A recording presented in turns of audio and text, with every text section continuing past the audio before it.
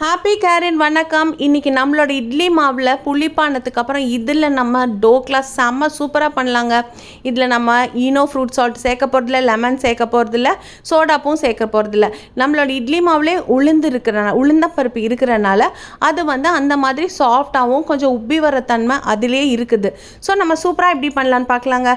ஒரு பாத்திரத்தை ஸ்டீம் பண்ண வேண்டிய பாத்திரத்தில் எண்ணெய் போட்டு கீழே சைட்ஸ்லாம் ஸ்ப்ரெட் பண்ணிட்டு அதில் 2 கரண்டி மாவு ஊற்றிட்டு அதில் மஞ்சள் பொடியும் கொஞ்சம் உப்பும் புளிப்பாயிடுதுங்களா, ஸோ உப்பு சேர்த்தி கொஞ்சம் தண்ணி லேசாக தெளித்து நல்லா கிண்டி கீழே ஒரு பாத்திரம் வச்சுட்டு மேலே இதை வச்சு ஸ்டீம் பண்ணிக்கோங்க. உங்களுக்கு வேணால் சின்ன சின்ன இட்லியாக ஊற்றி கூட நீங்கள் டோக்லாவாக கட் பண்ணிக்கலாம். இப்போ இதில் வச்சுட்டு விசில் வைக்காமல் ஒரு கிளாஸ் போட்டு மூடிட்டு ஒரு 5 to 12 மினிட்ஸ் கொஞ்சம் முன்ன பின்ன நடுவில் ஓப்பன் பண்ணி குக்காக இருக்கா ஒட்டுதா என்னன்னு நீங்கள் கொஞ்சம் அந்த கரண்டியில் வச்சு கொஞ்சம் நீங்கள் அப்பப்போ ப்ரெஸ் பண்ணி பார்த்துக்கோங்க. உங்களுக்கு நல்லா வெந்துருச்சுன்னு தெரிஞ்சோடனே அதை ஆஃப் பண்ணிவிட்டு அதை ஒரு டிஸ்டர்ப் பண்ணாதீங்க.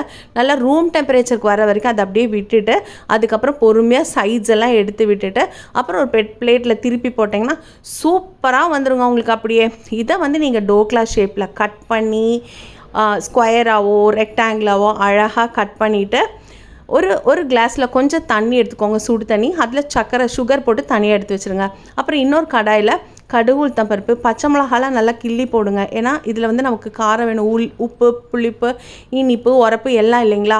ஸோ கடுகு உளுத்தம் பருப்பு பச்சை மிளகா நீங்கள் கருவேப்பிலையெல்லாம் தாளிச்சிட்டு இந்த சுகர் போட்டு வச்சுருக்க அந்த ஹாட் வாட்டர் இதில் போட்டு நல்லா இன்னும் கொஞ்சம் சாஃப்ட் பண்ணிக்கோங்க.